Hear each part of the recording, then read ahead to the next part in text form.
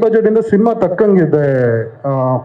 ಇಷ್ಟು ಒಬ್ಬರೇ ಮಾಡೋಕ್ಕಾಗಲ್ಲ ಅದಕ್ಕಿಂತ ಬಿಟ್ಟು ಒಂದು ಸಿನಿಮಾಗೆ ಎಷ್ಟು ಬೇಕು ಅಷ್ಟು, ಆ ಸಿನಿಮಾಗೆ ಎಷ್ಟು ಬೇಕು ಎಲ್ಲೂ ಏನು ಕಾಂಪ್ರಮೈಸ್ ಆಗದೆ ಮಾಡ್ತಾ ಇದೀವಿ. ಆಮೇಲೆ ತರೋ ಹೋಮ್ವರ್ಕ್, ಈಗ ನಾವು ಇವತ್ತಿನ ದಿನ ನವೆಂಬರ್ 28 ಜೂನ್ 6ಕ್ಕೆ ಥಿಯೇಟರ್ ರಿಲೀಸ್ ಡೇಟ್ ಅನೌನ್ಸ್ ಮಾಡ್ತಾ ಇದೀವಿ ಅಂದರೆ ಪರ್ಫೆಕ್ಟ್ ಪ್ಲಾನ್ ಮಾಡ್ಕೊಂಡೇ ಮಾಡಿದೆ. Everything is plan from day 1 shoot to last day of shoot. Promotions ಯಾವಾಗಿಂದ ಸ್ಟಾರ್ಟ್ ಆಗಬೇಕು ಎಲ್ಲ ಅದನ್ನು.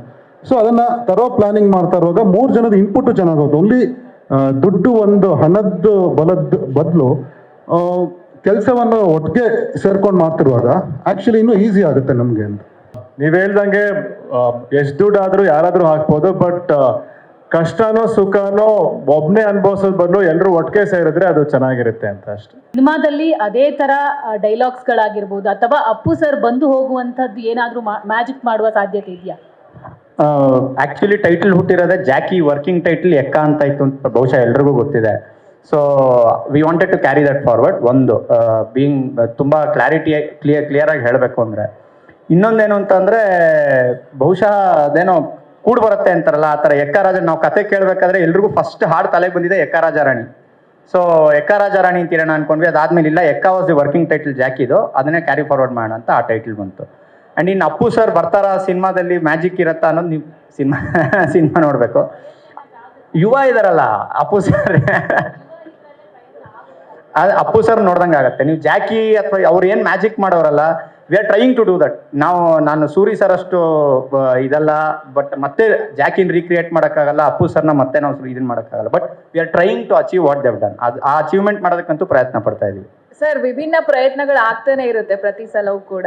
ಸೊ ನಾವು ಕೂಡ ಈ ಸತಿ ಯುವ ಅವ್ರನ್ನ ಬೇರೆ ರೀತಿಯಲ್ಲೇ ನೋಡ್ಬೇಕು ಅಂತ ಆಸೆ ನಮಗೂ ಕೂಡ ಖಂಡಿತ ಇದೆ.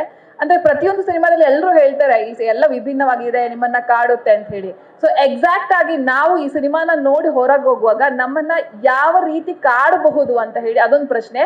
ಜೊತೆಗೆ ಮೇಡಮ್ ನಿಮ್ಗೆ ಈ ಸಿನಿಮಾ ಅಂತ ಬಂದಾಗ ಯಾವೆಲ್ಲ ರೀತಿಯ ಸಲಹೆ ಸೂಚನೆಗಳನ್ನ ಕೊಡ್ತಾರೆ ಅಂತ ಹೇಳಿ? ಮೊದಲನೇ ಪ್ರಶ್ನೆಗೆ ಉತ್ತರ ಕೊಟ್ಬಿಡ್ತೀನಿ. ಅಂದ್ರೆ ವಿಭಿನ್ನ ಸಿನಿಮಾ ಅಂತ ನಾನು ಹೇಳಕ್, ಯಾವ್ದು ವಿಭಿನ್ನ ಸಿನಿಮಾ ಅಂತ ನನಗೆ ಗೊತ್ತಿಲ್ಲ. ಅಂದ್ರೆ ಎಲ್ಲಾ ಸಿನಿಮಾನು ನಾವು ಕಮರ್ಷಿಯಲ್ ಆಗೇ ನಾವು ಸಿನಿಮಾ ನೋಡ್ಬೇಕು ಅಂತ ನನ್ನ ಒಂದು ಪಾಯಿಂಟ್ ಆಫ್ ವ್ಯೂ. ನಾವು ಸಿನಿಮಾ ಇಸ್ ಕಾಮರ್ಸ್. ನಾನು ಪೇಪರ್ ಮೇಲೆ ಬರೆಯೋವರೆಗೂ ಅದು ಆರ್ಟ್ ಆಗಿರುತ್ತೆ. ಅದಾದ್ಮೇಲೆ ನಾವು ಸಿನಿಮಾ ಮಾಡ್ಬೇಕು ಅಂದ್ರೆ ದುಡ್ಡು ಮಾಡ್ಲೇಬೇಕಲ್ವಾ. ಸಿನಿಮಾ ರಿಲೀಸ್ ಮಾಡಿ ದುಡ್ಡು ಮಾಡ್ಬೇಕಿಲ್ಲ, ನಾನು ಮನೇಲಿ ಇಟ್ಕೊಂಡು ನಾನೊಬ್ಬನೇ ನೋಡ್ಬೇಕಾಗತ್ತೆ. ಸೊ ನಾನು ಒಂದು ಕಮರ್ಷಿಯಲ್ ಎಲಿಮೆಂಟ್ ಇಟ್ಕೊಂಡು ಜನಕ್ಕೆ ತಲುಪುವಂಥ ಸಿನಿಮಾ ಮಾಡ್ತಾ ಇದೀವಿ. ವಿಭಿನ್ನ ಸಿನಿಮಾ ಇದು ಎಲ್ರಿಗೂ ನನ್ನ ಫಿಲಮ್ ನಾನು ವಿಭಿನ್ನ ಅಂತ, ನನ್ನ ಮಗು ನನಗೆ ನನ್ನ ಮಗು ಸೂಪರ್ ಅಂತಾನೆ ಮಾತಾಡ್ತೀವಿ, ಆ ಥರ ಇರುತ್ತೆ.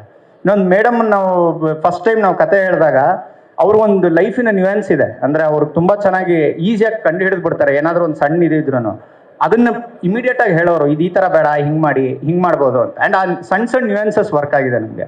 ಮೇಡಮ್ದು, ರಾಘಣ್ಣ ಅವ್ರದ್ದು ಈ ಸಜೆಷನ್ಸ್ ಎಲ್ಲಾನು ತುಂಬ ವರ್ಕ್ ಆಗಿದೆ ಇಡೀ ಸಿನಿಮಾಗೆ ಅಂತ ನನಗೆ ಅನ್ಸುತ್ತೆ. ಆ್ಯಂಡ್ ಇಮಿಡಿಯೇಟ್ ಇಂಪ್ಲಿಮೆಂಟೇಷನ್ನು ಇದೆ.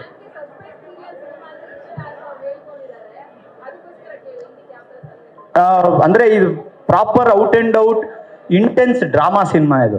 ಅಂದರೆ ಹಾಗಾಗಿ ಅವ್ರಿಗೆ ಬಹುಶಃ ಆ ಎಲಿಮೆಂಟ್ ಇಷ್ಟ ಆಗಿದೆ ಈ ಸರ್ತಿ ಅಂತ ನನಗನ್ಸುತ್ತೆ. ಆ್ಯಂಡ್ ಅದರ ಸಜೆಷನ್ಸು ಇತ್ತು.